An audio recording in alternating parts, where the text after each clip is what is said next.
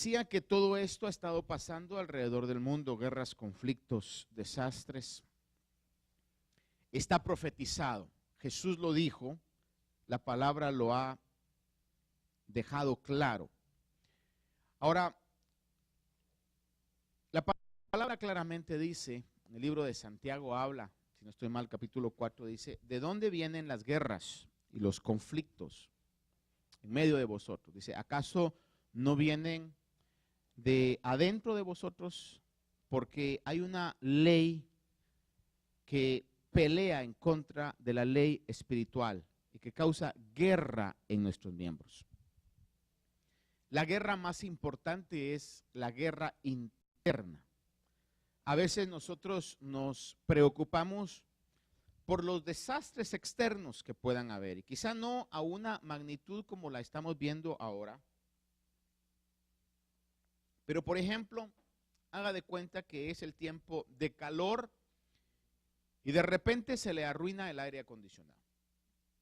¿Cuál es la reacción que la mayoría de nosotros tenemos?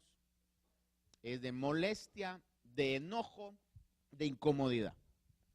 O en el tiempo de frío, se le descompuso la unidad de calefacción. ¿Cuál es la reacción que tenemos? Igual, incomodidad, molestia, y en el tiempo de frío, con el frío que hace aquí, quizás de emergencia, porque es algo que realmente va a afectar nuestra vida a un grado serio. Sin embargo, a veces hay cosas en nuestra vida que están por semanas, meses o años descompuestas, pero ni nos afecta. A veces hay situaciones en nuestro ser interno que están mal y tienen tiempo de estar mal, pero pareciera como que nos hemos acostumbrado a lidiar con ellas, a tenerlas allí, sabemos que están malas. Y es lo que la palabra dice cuando habla acerca de las guerras, los conflictos, de esas situaciones. El apóstol Santiago habla, dice, eso, el origen es interno, es adentro del ser humano, que están muchas situaciones que causan todos esos desajustes en nuestra vida. Estamos en una guerra constante como cristianos, y es la guerra entre la carne y el espíritu. Eso no se acaba, ni se va a acabar mientras usted y yo respiremos y nuestro corazón todavía esté latiendo. Esa guerra se mantiene. El día de hoy la tenemos. ¿A qué magnitud? Bueno, diferente a cada persona, pero esa guerra es una situación real. Ahora, no solamente quisiera llevarlo a que usted considerara conmigo esto. No solamente tenemos conflictos internos, o permítame decirle esto, cuando los conflictos externos se están dando, específicamente que usted esté enfrentando una situación legal o un conflicto legal, es algo que incomoda, es algo que afecta, y en algún momento quizás el conflicto legal o el trámite legal es tan serio que a usted le recomiendan que contrate a un abogado. ¿Cuántos en alguna oportunidad han tenido la recomendación o han necesitado los servicios de un abogado? Quisiera que levantaran su mano, ¿verdad? No con esto quiere decir que usted cometió un crimen, mató a una persona, se robó un vehículo. Es decir, en algún momento vamos a necesitar la ayuda legal. Ahora, ¿qué tan importante es en la sociedad que vivimos poder tener un abogado? Estaba documentándome un poco acerca de lo que se dice y saqué algunas cosas que a mi parecer son quizás las que más resaltan. Una de ellas es porque la ley es complicada. La ley no es fácil, la ley es complicada. The law is complicated. Y usted y yo en algún momento necesitamos los servicios de una persona experta en ley, es decir, un abogado. También no tener un abogado en algunos casos, no en todos los casos, puede costarnos más. Nos puede salir más caro el no tenerlo que el tenerlo. Por ejemplo, meses atrás, un hermano me comentaba que puso un abogado para poder pelear una infracción o un ticket, porque eso significaba puntos en su licencia. Y al final cuando me dijo cómo había salido todo, dije, wow, le salió barato, porque a mí una situación así que Dios me tuvo que enseñar, me salió muy caro. De haber sabido, dije, yo hubiera puesto un abogado. En algún momento el no tener un abogado puede salirnos más caro. Los abogados saben cómo oponerse y cómo manejar las evidencias en algún momento. Especialmente cuando es una situación criminal, pueden saber cuándo una evidencia puede ser descartada porque fue, como dice en inglés, mishandled, o sea que no se operó de acuerdo a las leyes que la ley establece. También se supone que tienen conexiones o redes de conexiones. Si necesita expertos, ellos tienen conexiones ahí en relación a eso. También se necesita un abogado porque analizan y aconsejan que en algún momento quizás nos convenga más considerarnos culpables que inocentes. Dicen, te conviene mejor que te consideres culpable porque si te consideras un inocente van a ir a corte y te va a caer más fuerte el peso de la ley. O quizás el punto clásico, si la otra persona tiene abogado y usted no tiene abogado, está en desventaja. Hay en algún momento en ciertas cortes donde el simple hecho que hay un abogado ya hace que la ley no sea tan severa para el castigo que vamos a tener.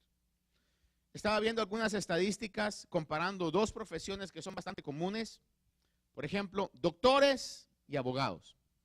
Y fíjese que en los datos de Estados Unidos en el 2013, el número de doctores en Estados Unidos era, hablando de toda la Unión Americana, era de 1.045.910 doctores. 1.045.000. Sin embargo, en el 2012, un año antes, el número de abogados en Estados Unidos era de 1.203.097. Es decir, que ya en el 2012 habían más abogados que doctores en el 2013. Y luego en el 2015 el número de abogados en Estados Unidos subió a 1.300.705. Es decir, que ya estaba casi en 1.400.000. Según la población de Estados Unidos, esto viene siendo como un promedio de que por cada 250 personas es necesario un abogado. Es decir, que es la profesión más común, más extensa de los profesionales a ese nivel universitario ya serio. Estamos hablando de que los abogados son los que más hay. Y quizás vaya a ser la profesión que más se critica y a la cual se le hace más chistes y bromas, porque hay de abogados a abogados, ¿verdad? Como también habrán de doctores a doctores y hay de todo tipo de profesión. Y para incluir la profesión que represento, y hay de pastores a pastores. Y eso es una situación muy real que pasa. Me recuerdo en una oportunidad, es medio cruel esta ilustración, pero decían de un abogado que iba manejando con el brazo abierto, de repente tuvo un accidente, hermano, y en el accidente pues alguien llegó y le laceró el brazo, ¿verdad? En ese momento. Y lo que él dice que dijo dentro de sí, ¡ay, mi Rolex!, dijo. O sea, que no le dolió tanto el brazo, sino que el Rolex, ¿verdad? Identificando que muchas veces lo hacen simplemente por el bien económico. Lo que le quiero decir hoy es de que la Biblia nos promete, lo hemos dicho, lo hemos cantado, que tenemos nosotros en el cielo un abogado que es Jesucristo, es nuestro abogado. ¿Por qué? Porque la misma ley espiritual es complicada, porque necesitamos un abogado, porque no podemos llegar delante de la corte de Dios sin tener una representación legal, porque hay una pelea legal para nuestra emancipación. ¿Qué es emancipación? Para nuestra libertad de la esclavitud. Hay una pelea legal. Cuando estábamos sin Cristo éramos esclavos del diablo, lo dice la palabra. Pero el Señor viene y nos liberta de eso. Sin embargo, todavía hay una pelea legal en nuestros miembros con algo que denominamos carne. Y lo usamos mucho. En algún momento uno mismo, si es sincero, dice, hoy no estoy tan espiritual, hoy ando carnal, dice uno. O quizás juzgamos a otras personas, ¿verdad? Decimos, es que fulana de tal anda en la carne, o fulano de tal es bien carnal. Y lo usamos mucho en el medio cristiano. A veces de una manera no sabia se usa eso. Pero es una realidad. Todos nosotros estamos peleando en contra de la carne. A ver, aquellos que estemos peleando hoy en contra de la carne, digan amén. O sea que podríamos decir que somos una congregación de gente que está peleando en contra de la carne. Alguien dijo ahí carnales. ¿Ya ve cómo mal usamos a veces el término? Somos una congregación que está peleando en contra de la carne. Ahora, existe una pelea legal para la libertad del pecado. Quiero que lea conmigo esta mañana Romanos capítulo 6, del verso 6 al 11, que va a ser el verso en el cual yo quiero meditar y que nos sirva como base. Romanos 6, del 6 al 11. El apóstol Pablo habla y dice: sabiendo esto, que nuestro viejo hombre fue crucificado con él, es decir, con el Señor Jesús, para que nuestro cuerpo de pecado fuera destruido, a fin de que ya no seamos esclavos del pecado. Vea esa frase, que ya no seamos esclavos del pecado. Porque él ha muerto, el que ha muerto ha sido libertado del pecado. Y si hemos muerto con Cristo, creemos que también viviremos con él. Sabiendo que Cristo, habiendo resucitado de entre los muertos, no volverá a morir. Ya la muerte no tiene dominio sobre él. Mire qué frase más maravillosa. Ya la muerte no tiene dominio sobre él. Porque por cuanto él murió, murió al pecado de una vez para siempre. Pero en cuanto vive, vive para Dios. Y aquí viene la frase que nos interesa un poco más a nosotros. Así también vosotros consideraos muertos para el pecado, pero vivos para Dios en Cristo Jesús. Permítame leerle esta mañana la TLA. Exactamente este pasaje que leímos se lo voy a leer en la TLA. Lo clarifica a mi parecer un poco más. Dice: una cosa es clara, antes éramos pecadores, pero cuando Cristo murió en la cruz, nosotros morimos con él. Así que el pecado ya no nos gobierna. Al morir el pecado, perdió su poder sobre nosotros. Si por medio del bautismo morimos con Cristo, estamos seguros que también viviremos con él. Sabemos que Jesucristo resucitó y que nunca más volverá a morir, pues la muerte ya no tiene poder sobre él. Cuando Jesucristo murió, el pecado perdió para siempre su poder sobre él. Me gusta cómo suena eso, hermano. Dice, cuando Jesucristo murió, el pecado perdió para siempre su poder sobre él. La vida que ahora vive es para agradar a Dios. De igual manera, el pecado ya no tiene poder sobre ustedes, sino que Cristo les ha dado vida y ahora viven para agradar a Dios. Eso suena muy lindo y quisiera que fuera en cada uno de nosotros nuestra realidad. Que dijéramos hoy con toda verdad y una realidad constante: mi vida ahora es para agradar a Dios. Algo maravilloso.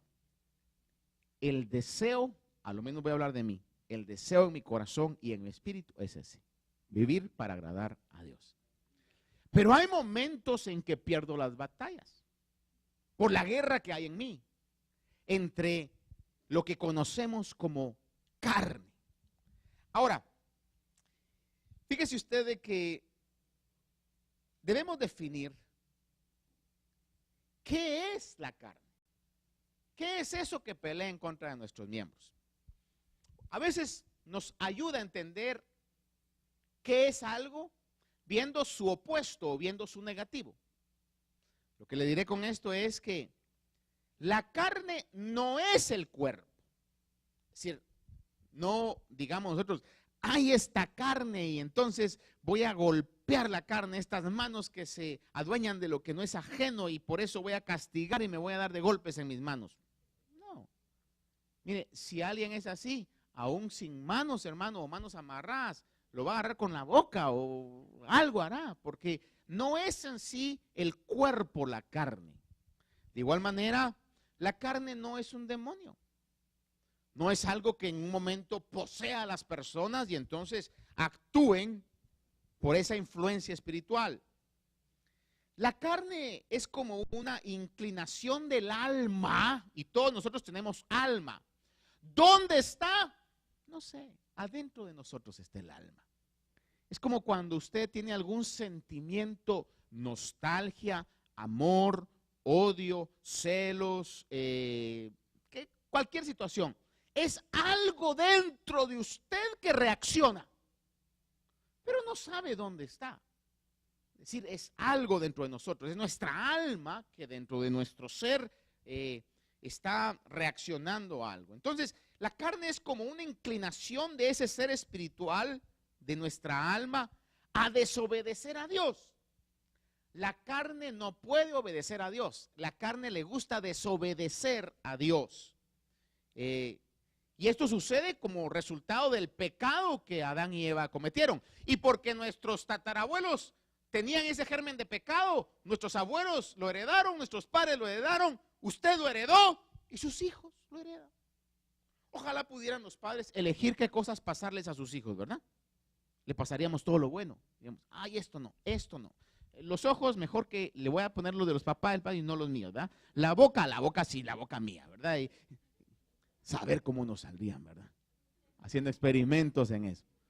¿Se ha dado cuenta usted que va al médico y como una aplicación real, ahora lo hacen llenar usted, si es la primera cita que tiene, un cuestionario? Y le dicen, vive en su familia, y le dan todas las situaciones que pudieron haber habido en su familia. ¿Por qué? Porque claramente esas situaciones se heredan. Y en algún momento vale la pena decir, Señor, ten misericordia de mí, reprende todo mal gen en mí, Señor, ¿verdad? Y que pueda ser cancelado. Valdría la pena en un momento determinado poder hacerlo. Pero de que tenemos situaciones y que se manifiestan, por ejemplo, yo últimamente he estado manifestando cierta cosa y digo, es que mi mamá lo tiene. O sea, por ahí debe ser la cosa. A lo menos ya lo identifiqué, ¿verdad? Para pelearlo espiritualmente. Pero son situaciones que se van heredando. ¿Cuánto diera usted para no heredarle lo malo a sus hijos? Haga de cuenta que hay una condición física y usted dijera que mis hijos no la tengan, ¿verdad? Sin embargo, es algo que está fuera de nuestro control, es algo que Dios solamente lo puede hacer. Ahora, entonces, la carne, hermano, es algo que no está en nuestro cuerpo, pero sí está en nuestra alma. La carne nunca, oiga esto, la carne nunca jamás puede ser reformada. Así como el diablo nunca puede ser salvo. La carne nunca puede ser reformada. Hay dos opciones para la carne. O nos vence o la matamos. Solamente eso. Si en algún momento nos deben de dar la opción o tenemos la libertad de ser asesinos, es en contra de la carne. Tiene que ser ejecutada y tiene que ser reemplazada por la naturaleza de la nueva vida que el Señor nos ha dado. Ahora le decía yo que el agradar a Dios es algo que todos quisiéramos, pero hay momentos en los que usted y yo desagradamos a Dios, motivados por esa situación interna que se llama carne, que no es nuestro cuerpo, que no es un demonio, que está en nuestra alma, que le gusta desobedecer a Dios. Ahora, fíjese que la carne tiene apetitos. Por supuesto, la carne también tiene obras, lo cual podemos ver en Gálatas 5, 19 creo que comienza, en el 22 comienza a hablar de los frutos del Espíritu, pero en el 19 creo que comienza a hablar de las obras de la carne. Tiene obras de la carne.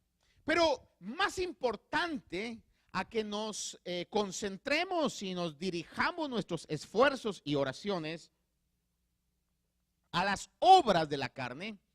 Fíjese que yo he visto que lo más importante es dirigir nuestra fuerza espiritual a los apetitos de la carne. Porque el apetito son esos deseos de la carne. Ya las obras es porque la carne ha sido bien alimentada.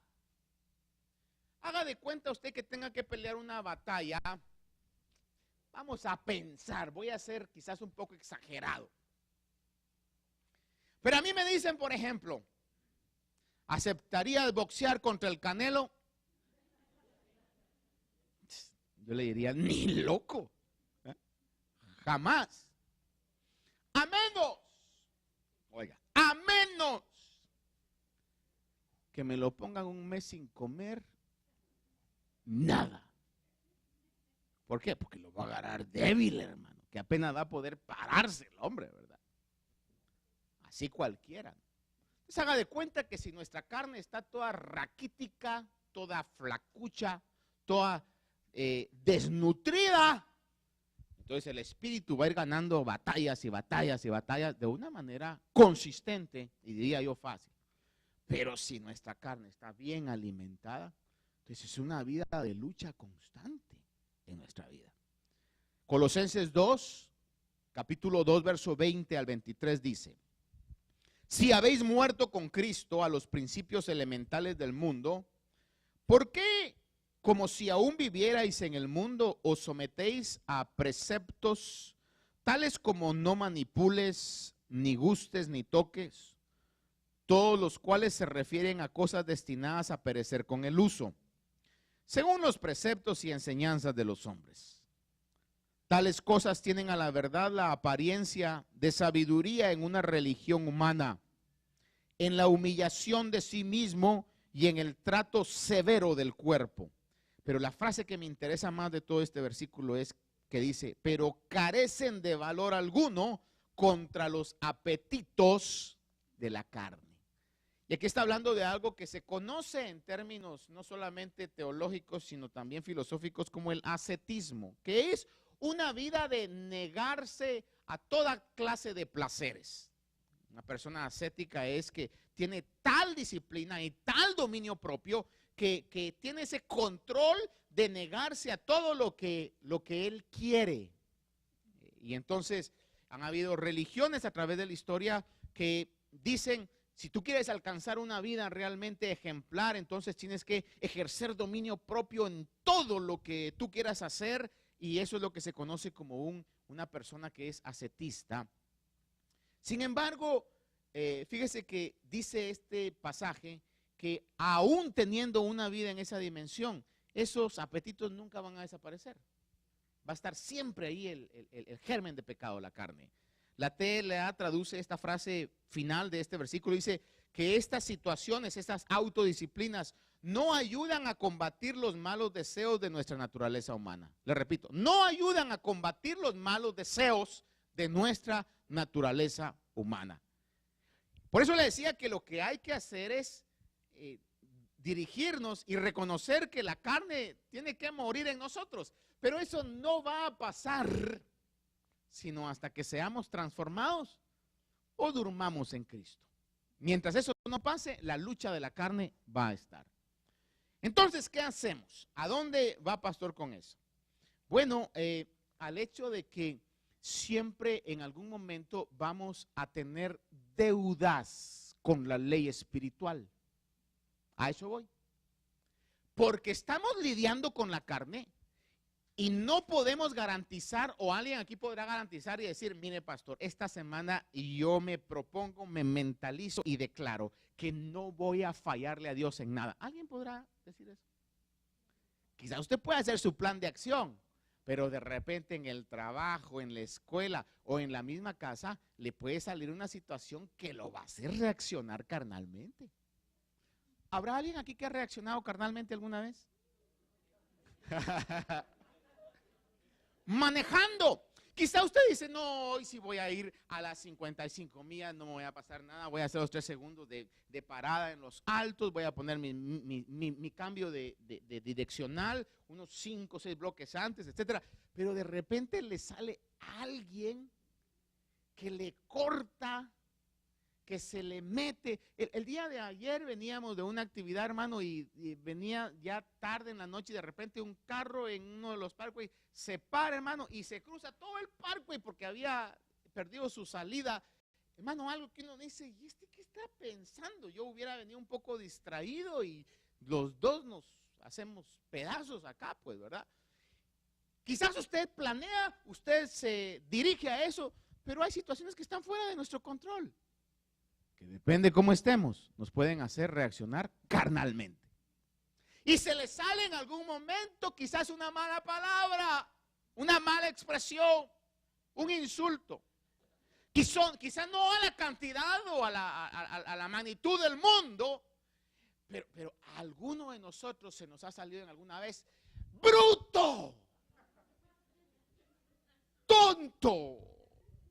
O quizá los que aquí manejan el inglés más, se le ha salido, no lo oí yo, pero me lo contaron, se le ha salido: stupid. y de repente se acuerda que es cristiano. ¿Ya? Como en alguna oportunidad, si es cierto o no, no sé, pero dice que había alguien que se atravesó así en tráfico y de repente viene y baja la ventana al que se le había metido y le dice, bueno, usted es tonto, ¿qué no sabe manejar? No sea menso, le dijo, ¿verdad? Y cuando baja los vidrios, el otro que tenía vidrios oscuros le dice, hola pastor, disculpe, le dijo. Pastor, se le salió la carne en ese momento. Se imagina qué feo, ¿verdad? El asunto ese, ¿no? Aclaro, no me pasó a mí, gracias a Dios.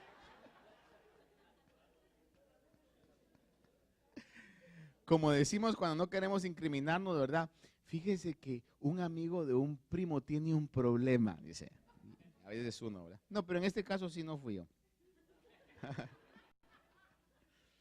Ahora, ¿por qué le hablo de esto? Porque hermanos amados, queridos, y que estamos en este barco de la salvación, yo me he dado cuenta cuánto daño a veces puede ser el hecho de que no reconozcamos que tenemos esa bendición de tener un abogado. Y por eso hay muchas personas que en el primer error que se pueda cometer, en la primera reacción carnal que se pueda cometer, dicen, nah, yo de plano ni cristiano soy, yo me voy, yo quiero saber nada. Y el diablo le aplaude y le dice, eso. Hoy le quiero decir un sencillo mensaje. Tenemos un abogado celestial que nos representa ante la corte celestial. Usted ha sido comprado con precio alto. Y fíjese que dice en primera de Juan 2, del 1 al 2, un pasaje que tenemos que mencionar al hablar de esto. Dice primera de Juan 2, 1 al 2, dice, hijitos míos, os escribo estas cosas para que no pequéis. Y ese es el mejor consejo. Os escribo esto para que no pequéis. Pero inmediatamente dice, y si alguno peca, abogado tenemos para con el Padre, a Jesucristo el justo. Él mismo es la propiciación o el pago de rescate por nuestros pecados. Y no solo por los nuestros, sino también por los del mundo entero. El sacrificio del Señor Jesús, es decir, cuando hablo de esto, el sacrificio, la muerte del Señor Jesús, es una bendición para nosotros y lo honramos por su muerte, lo bendecimos por su muerte. Lo glorificamos por su muerte porque la cruz es el precio que compró nuestra salvación. Pero también tenemos que glorificarlo por el ministerio que hoy está haciendo, que es el ministerio de la intercesión. Y en algún momento eso se nos olvida y es importantísimo. Hebreos 4, versículo 15 al 16, se lo leo, dice, porque no tenemos un sumo sacerdote que no pueda compadecerse de nuestras flaquezas. Vea eso. Flaquezas, y cuando está hablando de flaquezas, otra versión traduce debilidades y utiliza la palabra compadecerse, es decir que se va a poner en nuestro lugar, va a sentir el dolor que nosotros sentimos, sino uno que ha sido tentado en todo como nosotros, pero sin pecado. Por tanto, y aquí viene, acerquémonos con confianza. Esa palabra es importantísima. Espero que usted tenga confianza en su casa. Espero que en su casa usted no tenga que venir y decir, mi amor, ¿puedo abrir la refri? O en un momento, ¿me da permiso para bañarme? Mire, al esposo, ¿verdad? Mire, mi amor, van a ser 5 minutos rapidito y no le voy a usar mucho shampoo, mire, 2 gotitas nada más. ¿Se imagina a vivir en una casa así, hermano?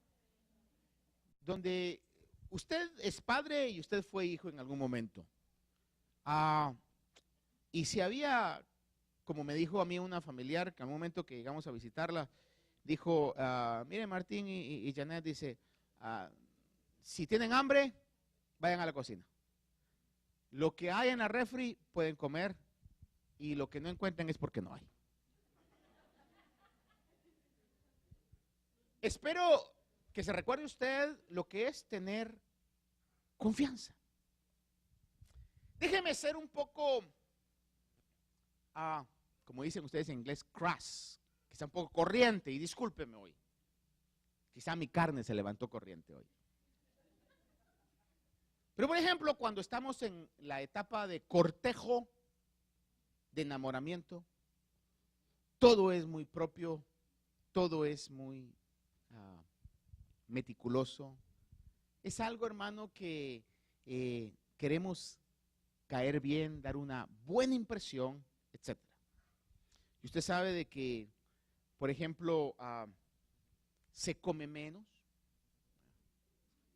Como a alguien le pasó en una oportunidad que estaba cortejando a alguien que la mamá era vegetariana y había puesto a toda su hija vegetariana y él era un heavyweight. Entonces yo le pregunté, le digo, mira, ¿y cómo haces? Me dice, paso comprando 2 Big Mac antes de ir a verlos, dice. Y ya cuando le ofrecían, pues le ofrecían nada más la ensalada y todo, ¿verdad? Entonces decían, y la mamá le decía a la hija, mira, está tratando, dentro de poco vas a ver que va a cambiar. No cambiar, ¿cómo iba a cambiar, hermano, en ese caso? Pero uno es muy propio, ¿no? En ese sentido. A lo menos, déjeme pensar, quizás en mi caso, quizás usted no, todavía sigue siendo tan propio como lo fue. Pero conforme pasa el tiempo, hermano, uno ya duerme junto, se levanta juntos. Por ejemplo, hermano, mire, para hablar de algo, uno le conoce los ronquidos a la otra persona. Yo creo que hasta en los primeros días, hasta para dormir se dormía con clase, ¿verdad? Así en la almohadita. Conforme pasa el tiempo, hermano.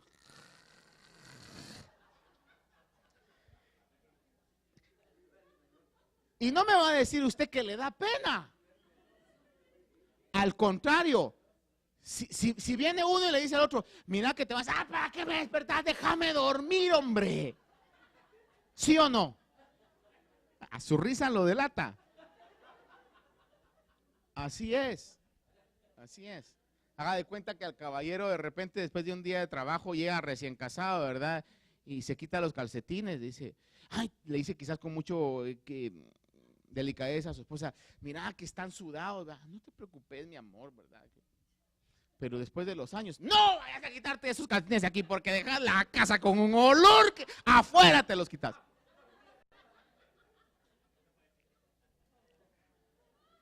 Y espero que no nos enojemos a eso, pues ¿verdad? Es parte de la vida, ¿no? En este caso. Porque se ha generado una confianza. No le va a decir usted a su esposa, ay, mira cómo te levantás con ese pelo. Le va a decir a usted, ¿qué querés si no te has visto vos en el espejo también, verdad?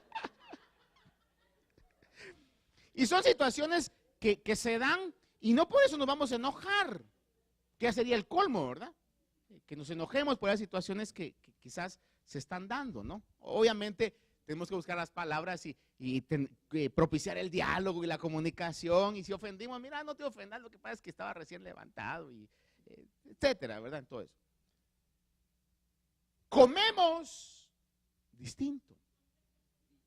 Por ejemplo, yo le voy a abrir mi corazón.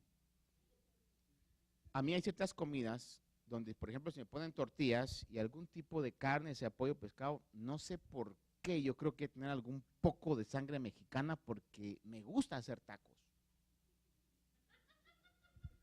Agarro y le parto y le echo ahí los vegetales y hago un taco, me invento tacos, ¿verdad? Y el comer tacos no tiene que meter las manos, ¿verdad? Y todo lo demás. Es decir, eso no lo hago si no tengo confianza. Si me invitan a una cena, así me ponen todo, y aquí donde le ponen 3 cucharas y 2 tenedores y todo, pues usted sufre pero come, ¿verdad? Y después se va al McDonald's a comprarse los 2 Big Mac. Pero cuando hay confianza, discúlpeme lo corriente, cuando hay confianza y le gustó la comida,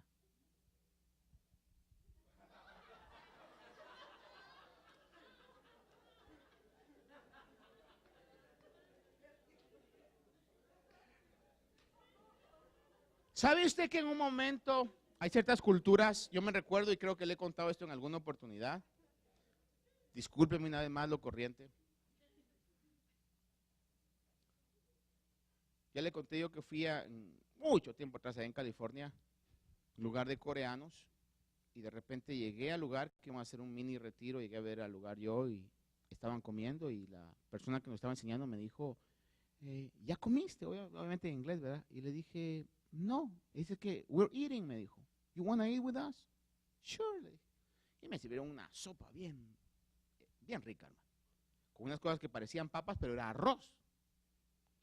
Me gustó tanto que vengo y entonces I was scooping, estaba en el fondo del bowl, estaba agarrando eso y me mira el pastor que era el señor ahí, y eso, el llegar a hacer eso es como ¿qué le voy a decir yo? Que el host, que la persona que lo está atendiendo a uno no debe de permitir que uno se quede sin sopa. Entonces pegó un grito, hermano, a una coreanita que estaba por ahí, no sé qué le dijo, hermano, y corrió y me agarraron la sopa. Y yo dije, ¿qué hice aquí, verdad? Y me la volvieron a llenar. Me la tuve que comer, obviamente, otra vez. Allá la segunda vez no lo disfruté tanto. Y entendí eso, pero el punto es de que al final hermano, salimos, y quizás esto le va a sonar, pero debo decirlo, es real. Estoy sentado con dos de ellos así, hermano, esperando que se desocupe algo, y de repente oigo que uno a la par levanta la pierna y se tira un gas, hermano. Y entonces yo me asusté, ¿verdad? Y lo único que dijo es, excuse me. Dije yo. Pasaron 2 minutos, volvió a levantar la pierna. Entonces dentro de mí yo dije, mejor me levanto porque si no. Pero entendí que en su cultura eso, ellos lo hacen muy normal, ¿verdad? Es decir, yo dentro de mí dije, no, yo a ese nivel de confianza no he llegado con estos coreanitos.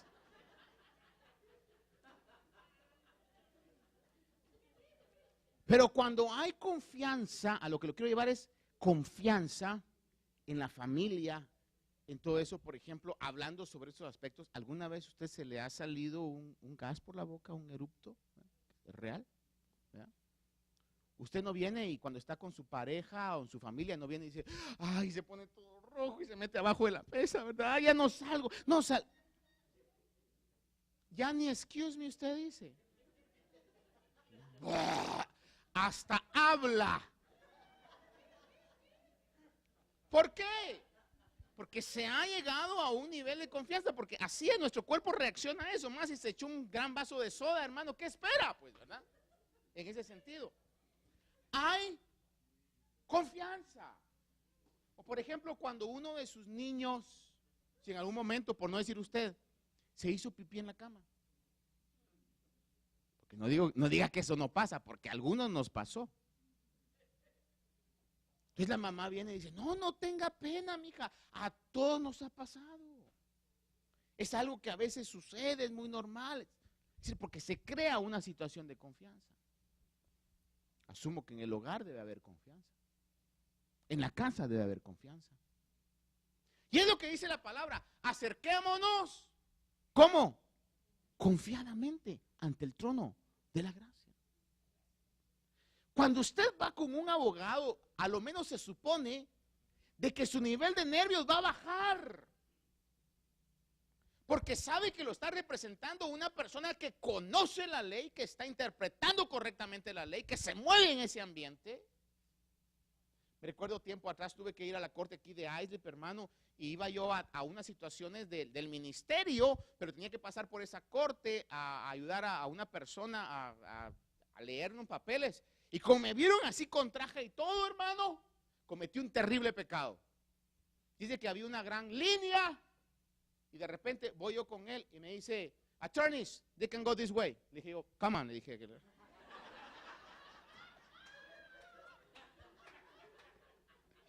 Pues sí, no me voy a poner ahí, le dije, mire, solo vamos, paguemos esto y nos salimos porque nos pueden agarrar. Pero da confianza, es decir, como que da solidez eso. lo que le quiero dejar hoy en su corazón y en mi corazón es algo que nos puede bendecir grandemente. Gloria a Dios por el sacrificio en la cruz de Cristo. Gloria a Dios porque Juan lo identificó como el Cordero de Dios que quita el pecado del mundo. Pero gloria a Dios que hoy está sentado a la diestra de Dios intercediendo por nosotros como nuestro abogado. Y por eso nos dice, entra confiadamente ante el trono de la gracia. No hay garantía que usted y yo no vayamos a cometer alguna tontera, algún pecado, alguna cosa. Pero ¿cómo vamos a venir delante de Dios? Ay, no, yo soy indigno, yo no sirvo para nada. No, hermano, usted ha sido comprado con un precio alto de sangre. Dios lo ama grandemente, que dio su vida por usted. Y entremos con confianza. Señor, tú me entiendes, tú sabes lo que está pasando dentro de mí. Y vengo, Señor, confiadamente delante de ti. Dice en Hebreos 7:25, por lo cual, después de que en Hebreos 4 habla que entremos confiadamente, dice, por lo cual Él también es poderoso para salvar para siempre. Vea esto, salvar para siempre a los que por medio de Él se acercan a Dios, pues vive perpetuamente para interceder por ellos. El ministerio del Señor todavía no se ha acabado. El ministerio terrenal lo terminó. Su ministerio celestial está vigente hoy, está intercediendo por usted. Se le salió la carne, se le salió el mal carácter, insultó a alguna persona, dijo una palabra indebida, o pensó o deseó, ahí está el Señor intercediendo por usted. Elevemos el nombre de Cristo por su sacrificio, amén. Pero debemos hacerlo aún más por su ministerio de intercesión. Déjeme llevarlo a 3 versículos más. Romanos 5 del 8 al 10 dice, Romanos 5 del 8 al 10. Pero Dios demuestra su amor para con nosotros, en que siendo aún pecadores, dice, Cristo murió por nosotros. Siendo pecadores, Cristo murió por nosotros. ¿Qué nos vio? No sé. Tuvo amor por nosotros. Siendo pecadores, no había nada bueno. Nos amó y murió por nosotros. Ahora, vea el verso siguiente. Entonces, miren la frase, mucho más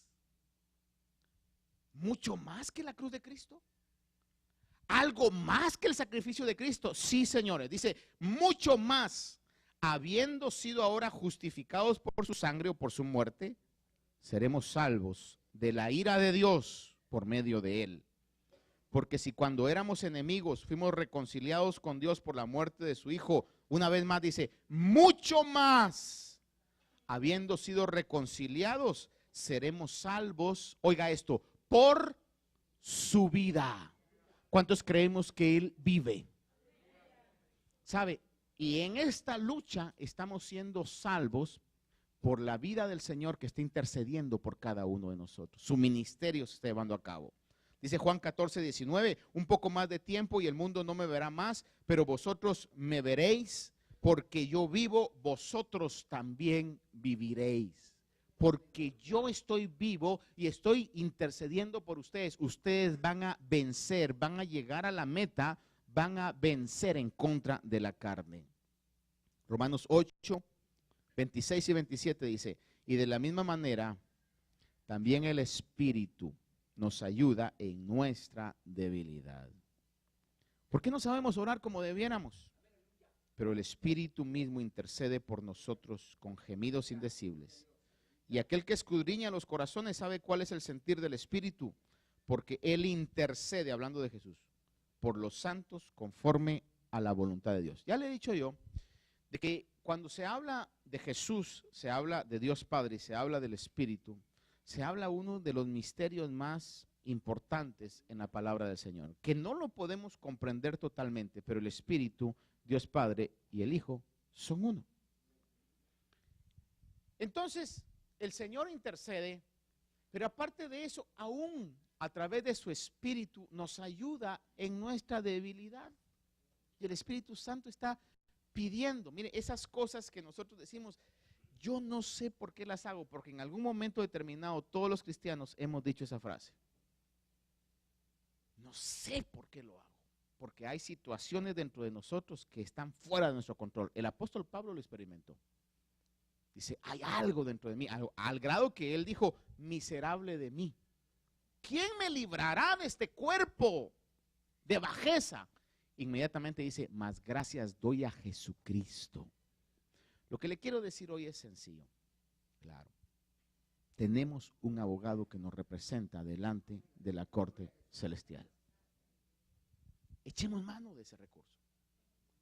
Hay algo que se conoce en términos legales, y yo sé que aquí hay personas que quizás sabrán un poco más de esto, pero hay algo que se conoce como un recurso de amparo.